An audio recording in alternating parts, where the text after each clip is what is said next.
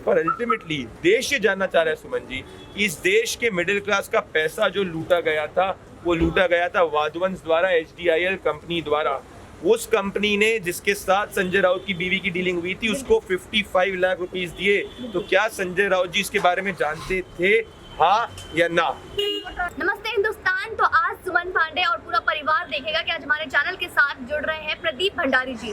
जी हाँ, जिनके लिए एक कहूँ तो खार पुलिस थाने में और हर शनिवार को जिनको की बुलावा आता है, इनविटेशन आता है मुंबई पुलिस से, और वो किस लिए हम सब आज तक समझ नहीं पाए। लेकिन जहाँ पे कहते हैं ना समय का पहिया घूमता है, आज संजय राउत जी जो हमारे नॉटी अंकल के नाम से बहुत मशहूर हैं, आज उनके वाइफ के नाम पे ईडी ने फिर तीसरी बार सम्मन जारी किया है। इस पर आज हम प्रदीप सर से सवाल पूछेंगे। प्रदीप सर, जैसा कि आपको पता है किस तरीके से आज उनकी वाइफ वर्षा राउत के नाम पे आज एक बहुत बड़े घोटाले का नाम सामने आ रहा है, PMC बैंक घोटाला। इस पर आपकी क्या प्रतिक्रिया है सर? पहले तो मैं आपका धन्यवाद करना चाहता हूँ कि आपके इतने पॉपुलर यूट्यूब चैनल पे मैं आपके दर्शकों के साथ बातचीत कर रहा हूँ।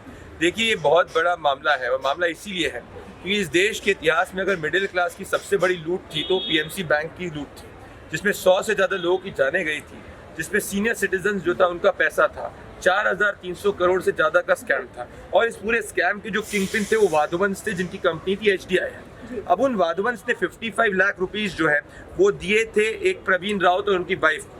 अब उसी प्रवीण राउत की बीवी के साथ अगर संजय राउत की बीवी की डीलिंग 54 लाख रुपीस की होती है, तो देश संजय राउत से सवाल जानना चाहता है कि क्या अल्टीमेटली ये पैसा वाधवंश का था या है। अगर ऐसा है तो ये बहुत बड़ा करप्शन स्कैम हो सकता है सर। लेकिन एक तरफ जो खुद हरामखोर जैसी टिप्पणी करते हैं, आज वो कह रहे हैं मैं नंगा आदमी हूँ और मुझसे पंगा मत लेना। खुद को नंगा आदमी कह के वो क्या कहना चाहते हैं, क्या साबित करना चाहते हैं? देखिए, मुझे लग रहा है कि धीरे धीरे बॉलीवुड पार्टीज और बॉलीवुड वाले लोगों से ज्यादा बात करने के चक्कर में संजय राउत जी भूल चुके हैं कि रियल लाइफ और रियल लाइफ में फर्क है।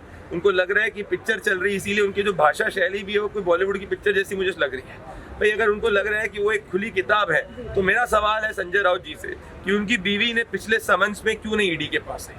अगर ईडी का अगर देश की जनता उठा के देखे, सच्चाई की बात है कि कन्विक्शन रेट बहुत ज्यादा हाई नहीं है। अगर सेंट्रल एजेंसीज को आप कंपेयर करेंगी तो ईडी का कन्विक्शन रेट कम है। तो अगर संजय राउत जी नंगे हैं, उनकी खुली किताब है उनकी पूरी जिंदगी, तो उनकी बीवी ने पिछले समन्स को अपीयर क्यों नहीं किया? और क्या वो देश को आश्वासन देने वाले हैं कि क्या उनकी बीवी जो है कल वो समन्स पे अपीयर करेंगी?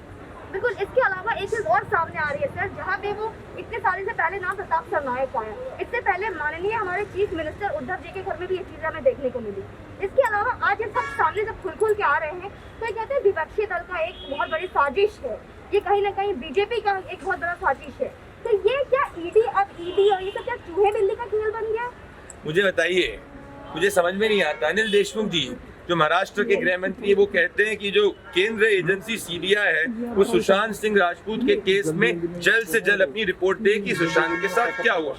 अब ये भी एक केंद्र एजेंसी है। अब जब दूसरी तरफ आप एक केंद्र एजेंसी से हाथ जोड़ कर विनती कर रहे हैं कि आप अपनी रिपोर्ट दीजिए, जब दूसरी केंद्र एजेंसी इन्फोर्समेंट डायरेक्टरेट अपना काम कर रही है, तो फिर आप चुप हो जाते हैं। एक और चीज दर्शक को जाननी चाहिए, ईडी इस केस में आई कैसे?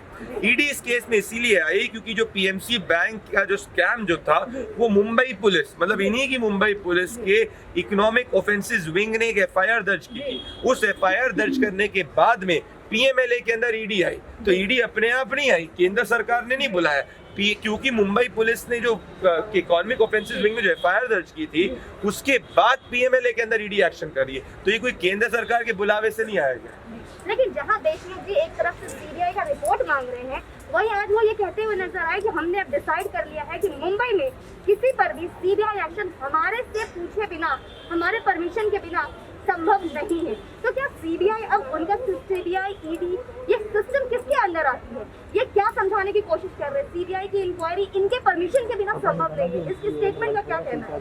देखिए, मुझे लग रहा है बौखलाहट है, और मुझे लग रहा है कि मेरा ये अनुमान है कि इवेंचुअली ये जो मैटर है ये सुप्रीम कोर्ट के पास जाएगा, क्योंकि अल्टीमेटली जिस Delhi police special powers act के अंदर जो CBI को पावर्स मिली गई है, उसमें कोई भी सुप्रीम कोर्ट इस देश का या हाई कोर्ट कहीं पे भी CBI जांच ऑर्डर कर सकता है। पहली चीज तो कल को मान लीजिए कि कोई भी हाई कोर्ट कहता है, सुप्रीम कोर्ट कहता है कि CBI जो जांच करनी चाहिए और जांच के लोकल स्टैंडर्ड बॉम्बे के अंदर है, तो उसके अंदर कोई भी महाराष्ट्र की सरकार कुछ नहीं कर सकती। दूसरी चीज, अगर ये कह रहे हैं कि भाई CBI की जो जांच होनी चाहिए वो हमारी परमिशन के बिना नहीं आनी चाहिए, तो ये एक डिफेंसिव मैकेनिज्म दर्शाता है। और ये कहीं ना कहीं दर्शाता है सुमित जी कि इनको घबराहट है कि कुछ ना कुछ बड़े केसेस सीबीआई के जरिए निकले जाएंगे। और मुझे आप बताइए कि अगर वेंडेटा करना है तो वेंडेटा करने से किसी को वोट नहीं मिलते। ये देश को सब अच्छे राजनेताओं को पता है कि अगर भाई हम वेंडेटा करेंगे तो वो सिंपैथी कार्ड खिलेंगे। और आपने ये देख ही लिया था कि बिहार चुनाव के अंदर शिवसेना जिस भी सीट पे लड़ी थी उस भी हर सीट पे उनके डिपॉजिट जो थे जब्त हुए थे। तो अगर जितना जल्दी ये समझे कि देश की जनता की पल्स क्या है, जितना जल्दी ये समझे कि शिवसेना के कानून नहीं, इस देश के कानून और संविधान के कानून चलते हैं, वो सर्वोपरि है। तो क्या इस चीज के लिए सबसे बड़ी बात आ रही है, जब तीसरी बार, इससे पहले भी 2 बार हेल्थ इशू लेकर उनकी वाइफ ने बहाने बनाए हैं, लेकिन क्या थर्ड टाइम भी वो इस चीज को स्किप करेंगे? क्या हमें विश्वास दिलाते हैं? भारत की जनता आज देखना चाहती है। क्या आज संजय राउत जो कि खुलेआम बॉलीवुड के गाने गाते हुए दिख रहे हैं, आप देखिए जरा किसमें कितना है दम, तो किस तरीके की बातें हो रही है? मैं ये कहना चाह रहा हूँ कि अगर उनकी इच्छा है ऐसा, मैं अचंभित नहीं हो जाऊंगा कि कल को कोई बॉलीवुड पिक्चर के स्क्रिप्ट राइटर बन जाए या बॉलीवुड पिक्चर में खुद एक्टिंग कर जाए, जिस हिसाब से उनका मुझे बॉलीवुड की प्रति क्रेज दिख रहा है। एक जमाना हुआ करता था सुमन जी, जब बाला साहब ठाकरे जी ने सामना के जरिए जनता की आवाज उठाई और सामना में बॉलीवुड पार्टीज की भी बात होने लग गई है। तो मुझे लग रहा है इस वक्त कि अगर उनकी बीवी कल अपीयर नहीं होती है तो फिर इन्फोर्समेंट डायरेक्टरेट जो है वो लीगल एक्शन ले सकता है, उसके पास वो अधिकार है। अब ये लोग जो इसको एक राजनीतिक मुद्दा बना रहे हैं, आपने देखा ईडी के ऑफिस के बाहर कैसे इन लोगों ने पोस्टर्स चिपकाए, और मुझे लग रहा है कि सिंपैथी कार्ड खेलने की कोशिश करेंगे। पर अल्टीमेटली देश ये जानना चाह रहा है सुमन जी, इस देश के मिडिल क्लास का पैसा जो लूटा गया था, वो लूटा गया था वाधवंश द्वारा, HDIL कंपनी द्वारा।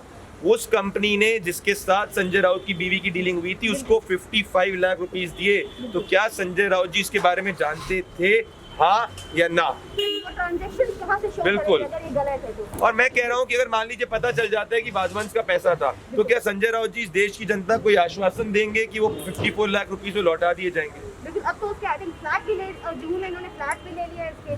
तो ये कनेक्शन किस तरीके का फाइनेंशियल कनेक्शन है एक बैंक का और एक पूरा, मैं सिर्फ एक पर्टिकुलर नेता का नाम नहीं लूंगी, शिवसेना का, तो हर एक करके कंटिन्यू सबका नाम आ रहा है। तो क्या ये पूरा एक बंदरबांट चल रहा है क्या? देखिए, कोई भी करप्शन जो है जब तक ऊपर के लोगों के देख रेख नहीं होती, कि ऊपर का व्यक्ति इन्वॉल्व नहीं होता, हमने देखा है हमेशा से, उसके बाद ही होता है। हमने देखा है कि किस तरीके से डी राजा के इन्वॉल्व हुए थे, हमने हर जगह देखा है, बोफोर्स में देखा गया कहाँ तक फाइलें गई थी। तो इस देश का थोड़ा सा दिक्कत है कि कन्विक्शन रेट कई जगह कम होता है। और इस वक्त भी मैं कह रहा हूँ, PMC स्कैम के अंदर पहले करप्ट बैंकर का नाम आया, उसके बाद करप्ट ब्यूरोक्रेट्स की बात आई, उसके बाद वाधवंश का नाम आया, करप्ट बिजनेस, अब करप्ट नेताओं का नाम आ रहा है। तो मैं ये भी पूछना चाह रहा हूँ, और जब ये स्कैम और ये जो इन्वेस्टिगेशन और डीप होगी, तो क्या महाविकास अघाड़ी के बाकी के नेताओं की फैमिलीज भी इसमें इन्वॉल्व हो सकती हैं? ये भी सवाल मैं नहीं पूछ रहा, देश जानना चाहता है। बिल्कुल। और मैं आखिरी सवाल पूछूंगी, जैसे आज संजय राउत जी ये कहते हुए देखिए कि आज बीजेपी मुझे फंसाने के लिए पुराने केस को खोल रही है, तो क्या ये हमें जब देखने को मिला था, जो अर्नब सर के टाइम हमने देखा, अर्नब गोस्वामी जी के टाइम जो जैसे नायक सुसाइड केस को उठाया गया, क्या वो पुराना केस नहीं था? तो ये अपने टाइम में ऐसा स्टेटमेंट इनका चेंज हो जाता है, क्या उस वक्त भूल गए थे जब अपना पुरानी फाइल खोल के जबरदस्ती किसी को घर से उठा के जब लाए थे? सुमन जी, मैं हर शनिवार को खार पुलिस स्टेशन जाता हूँ, और सिर्फ इसीलिए जाता हूँ क्योंकि मेरे को इस देश के कानून का पर विश्वास है, और इस देश के जो संविधान है उस पर विश्वास है, कानूनी प्रक्रिया पे विश्वास है। ये पूरा केस मेरे खिलाफ फर्जी है, और आप देखेंगे इवेंचुअली केस में जीतूंगा, और अब तब भी मैं कानूनी प्रक्रिया का पालन करता हूँ। मुझे पता है सच मेरे साथ है, तो अगर संजय राउत जी को लगता है कि सच उनके साथ है, तो कानूनी प्रक्रिया का पालन क्यों नहीं कर रहे? ऐसी बौखलाहट एकदम से क्या हो चुकी है, मुझे समझ में नहीं आ रहा। भाई कोई कुछ नहीं हुआ, एक सिर्फ समन ही है, एक समन के जरिए ऐसा क्यों लग रहा है कि कोई बड़ी सी तिजोरी खुलने वाली है? ऐसा घबराहट लग रही है मुझे, और अगर ऐसी घबराहट है तो फिर ये एक बहुत बड़ा रैकेट होगा। मुझे बताइए, और ये कोई बहुत बात इसलिए बड़ी है क्योंकि 15 लाख 10 लाख से ज्यादा डिपॉजिटर्स, मतलब ऐसे सीनियर सिटीजन ने 30-30 साल मेहनत कर करके, कई आर्मी ऑफिसर्स भी उन्होंने अपनी सेविंग्स रखी, उसको लूटा किसने? वाधवंश ने लूटा। उन वाधवंश का जो पैसा था, उन वाधवंश ने जो पैसा दिया, वो संजय राउत की बीवी ने जिसके साथ डीलिंग की उनको पैसा दिया। तो इसीलिए बहुत इंपॉर्टेंट है कि क्या PMC बैंक के लुटेरों के साथ में संजय राउत की बीवी का कोई रिलेशन है, ये देश जानना चाहता है। सर आखिरी सवाल, जैसे आपने रैकेट की बात की, तो आज लगभग मोर देन 6 मंथ, लेकिन सुशांत के लिए आज भी अगर आप देखोगे तो ट्विटर पे डे 1 से ट्रेंडिंग है कि हमें सुशांत के लिए इंसाफ चाहिए। कल जैसे सलमान खान का बर्थडे सेलिब्रेशन चल रहा था, लेकिन वहीं पे सुशांत के चाहने वाले सुशांत के लिए इंसाफ मांगते नहीं थक रहे थे। तो CBI के लिए सबसे बड़ा सवाल आ रहा है, आज रिया चक्रवर्ती के वकील भी मांगते हुए दिख रहे हैं कि CBI क्या कर रही है।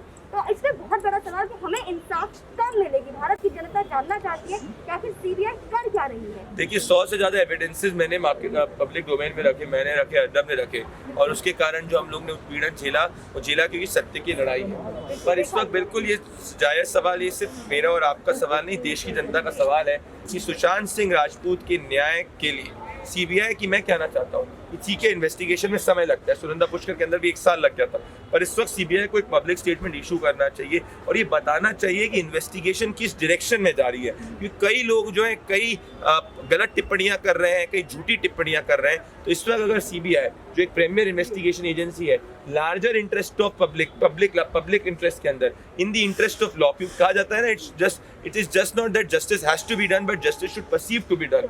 तो at this moment, because this case is a case which has taken the conscience of the people of this country with it, because every second person who has been associated with the case wants to know the truth, and ultimately जो justice होता है वो लोगों के मन के अंदर ये होना चाहिए कि भाई इस देश के अंदर न्याय होता है और इस देश की जो सेंट्रल प्रीमियर इन्वेस्टिगेटिव एजेंसी है वो अपना काम कर रही है। तो इस वक्त मैं समझ सकता हूँ कि चार्जशीट में समय लगेगा, पर अगर एटलीस्ट एक क्लैरिफिकेटरी स्टेटमेंट सीबीआई दे देगी तो मुझे लगता है कि जो कानून के पॉइंट ऑफ व्यू से और न्याय के पॉइंट ऑफ व्यू से ये काफ़ी न्याय संगत होगा। तो न्याय के इंटरेस्ट में मुझे लगता है कि सीबीआई को जरूर इसमें पब्लिक स्टेटमेंट देना चाहिए, क्योंकि अगर कोई पब्लिक स्टेटमेंट नहीं दिया जाएगा तो फिर काफ़ी जो अटकलें वो लगाई जाएंगी। और मैं रेस्टलेसनेस समझ सकता हूँ, मैं भी उतना ही रेस्टलेस हूँ, पर इस वक्त आप समझिए कि मैंने एज एन अपनी ड्यूटी कर दी है। जब कोई भी नया फैक्ट आएगा, I will present that fact, मैं उस केस को प्रेजेंट करूंगा। पर सीबीआई को भी प्रेशर करने के लिए पता तो होना चाहिए कि सीबीआई किस डायरेक्शन में जा रही है। That is something which is very important.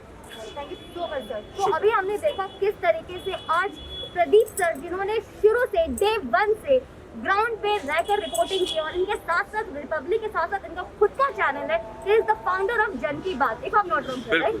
तो I want you to please subscribe his channel. आप खुद इनके चैनल पर आकर इनको देख सकते हैं, इनके चैनल को सब्सक्राइब कीजिए और बेल आइकन को प्रेस कीजिए ताकि कोई भी रेगुलर अपडेट जो हमें प्रोवाइड करते हैं, क्योंकि आई बिलीव जो इन्फॉर्मेशन मैं आपको दूंगी या जो आपको मीडिया से मिलेगी सबसे पहले सर आपको प्रोवाइड करेंगे। क्योंकि जैसा इन्होंने आपको बताया, मोर देन 100 एविडेंसेस इन्होंने प्रोवाइड कराया सुशांत केस में, लेकिन अभी भी चीज़ें सामने अभी तक नहीं आई है। So hopefully I request you all, just watch this video and share as much as you can, and Vande Mataram, and hopefully हमें इंसाफ जरूर मिलेगा। Thank you so much. Vande Mataram, जय हिंद।